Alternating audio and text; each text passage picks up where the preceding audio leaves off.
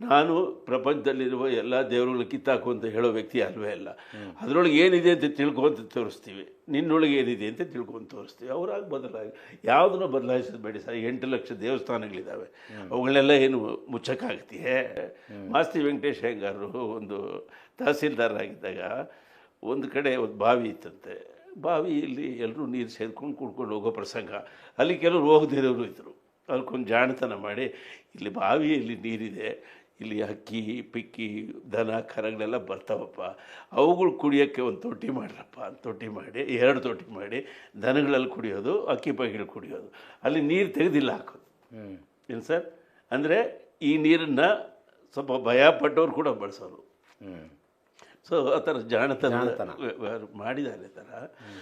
So ನನ್ನ ಮಾತಿಷ್ಟೇ sir, ಇನ್ನೊಬ್ಬರನ್ನು ಅನ್ನೋ ಬದಲು ಪರ್ಯಾಯಕ್ಕೆ ನಾವು ಮೊದಲು ಅಡಿಪಾಯ ಹಾಕಬೇಕು. ಪರ್ಯಾಯಕ್ಕೆ ಅಡಿಪಾಯ ನಾವು ಬೆಳೀತಾ ಹೋಗಬೇಕು. ನಾವು ಬೆಳೀತಾ ಹೋಗ್ತಿದ್ರೆ ಬಸವ ಮತ್ತು ಬುದ್ಧ ಒಂದಾದರೆ, ಬಸವ ಭಾರತವನ್ನೆಲ್ಲ ವ್ಯಾಪಿಸಿಲ್ಲ, ಬುದ್ಧ ವ್ಯಾಪಿಸಿದ್ದಾನೆ. ಬುದ್ಧ ವಿಶ್ವವನ್ನು ವ್ಯಾಪಿಸಿದ್ದಾನೆ. ಹಾಗಾಗಿ ಬುದ್ಧ ಭಾರತದಲ್ಲಿ ಇಲ್ವೇ ಇಲ್ಲ. ಇಲ್ಲ ಇಲ್ಲ ಇಲ್ಲ. ಬಸವ ಭಾರತದ ಪೂರ್ತಿ ಇಲ್ಲ. ಇವರಿಬ್ಬರು ಒಂದು ರೂಪಕ್ಕೆ ಬಂದರೆ ಬಸವ ವಿಶ್ವವ್ಯಾಪಿ ಆಗ್ಬಿಡ್ತಾನೆ ಸರ್. ಅದು ಬಹಳ ದೊಡ್ಡ ಅಡ್ವಾಂಟೇಜ್ ನಮಗೆ. ಸೊ ಅವನಲ್ಲಿ ಒಂದು ಪ್ರಾಕೃತ ಇದೆ, ಒಂದು ಧರ್ಮಕ್ಕೆ ಬೇಕಾದ ಎಲ್ಲ ಆಚರಣೆಗಳ ತ್ರಿಪಿಟಕಗಳಿವೆ. ಇಲ್ಲಿ ವಚನ ಸಾಹಿತ್ಯದಲ್ಲಿ ಏನಿಲ್ಲ ಸರ್, ಎಲ್ಲವೂ ಇದೆ. ಅವೆರಡು ಬ್ಲೆಂಡ್ ಆಗಿ ಒಂದು ಬೈಬಲ್ ಆದರೆ, ಬಸವನ ಬೈಬಲ್ ಆದರೆ ಈ ದೇಶಕ್ಕೆ ದೊಡ್ಡ ಬೆಳಕಿದೆ ಸರ್. ಕೂಡಲ ಸಂಗಮ ಇದೆಯಲ್ಲ, ಅದೇ ನಮ್ಮ ಮುಖ್ಯ ಕ್ಷೇತ್ರವಾಗಬೇಕು ಇಡೀ ಭಾರತಕ್ಕೆ. ಅಲ್ಲಿ ಆ ಕ್ಷೇತ್ರ, ಅಲ್ಲಿ ಒಂದು ವಚನ ಹೊರ ಬಂದರೆ ಅದು ವಿಶ್ವವಚನವಾಗಿರಬೇಕು. ಕುವೆಂಪು ಹೇಳುವ ವಿಶ್ವಮಾನವ ತತ್ವಕ್ಕೆ ಅದೇ ಒಂದು ದೊಡ್ಡ ಕ್ಷೇತ್ರವಾಗಬೇಕು ಅಂತ ನನ್ನ ಆಸೆ ಸರ್. ಬಸವ ಕಲ್ಯಾಣ ಕೂಡ ಅಂಥ ಒಂದು ಸಾಕ್ಷಿ ಆಯ್ತಲ್ಲ ಸರ್. ಇವತ್ತು ಬಸವ ಕನ್ನಡದಲ್ಲಿ ಒಂದು 650 ಕೋಟಿ ರೂಪಾಯಿ ಸರ್ಕಾರಿ ಯೋಜನೆ ಅನುಭವ ಮಂಟಪ ಬರ್ತಾ ಇದೆ.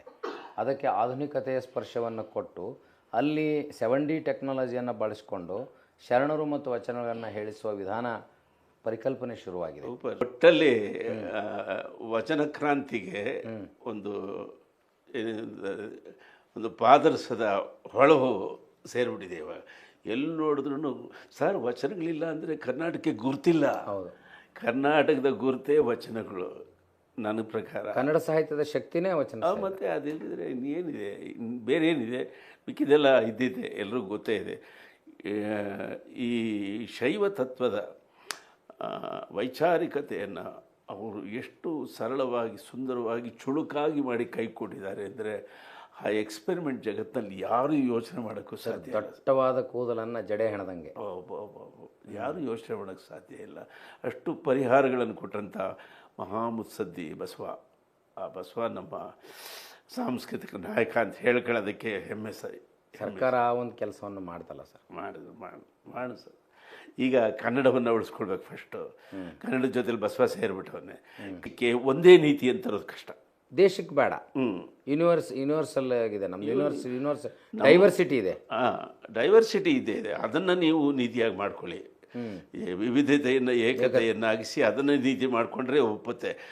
ಒಂದೇ ಸಾಂಸ್ಕೃತಿಕ ನೀತಿ, ಒಂದೇ ಪರ, ರಾಜ್ಯಕ್ಕೆ ಮಾಡ್ಕೊಳ್ಬೋದು. ರಾಜ್ಯಕ್ಕೆ ಮಾಡ್ಕೊಬೋದು. ಅದ್ರ ಬಗ್ಗೆ ಮಾತೇ ಇಲ್ಲ. ವೈವಿಧ್ಯತೆ ಇದ್ದರೆ ಈ ದೇಶ sir. This is United States of India ಅಥವಾ united religions of India, united languages of India. Andanappa ದೊಡ್ಡಮೆಟ್ಟಿಯವರು ಅದನ್ನೇ ಭಾಳ ಹಿಂದೆನೇ ಮುಂಬೈ ಅಸೆಂಬ್ಲಿಯಲ್ಲಿ ಹೇಳಿದ್ದಾರೆ ಸರ್. ಏನಂತ ಹೇಳಿದ್ರು? ಭಾರತ ಏನು ಅಂತಂದ್ರೆ ಇದು ಯುನೈಟೆಡ್ ಸ್ಟೇಟ್ಸ್ ಆಫ್ ಇಂಡಿಯಾ. ಇಲ್ಲಿ ವಿವಿಧತೆ ಇದೆ, ಪ್ರತಿಯೊಂದು ರಾಜ್ಯಕ್ಕೂ ತನ್ನದೇ ಆದ ಸಂಸ್ಕೃತಿ ಇದೆ, ಭಾಷೆ ಇದೆ.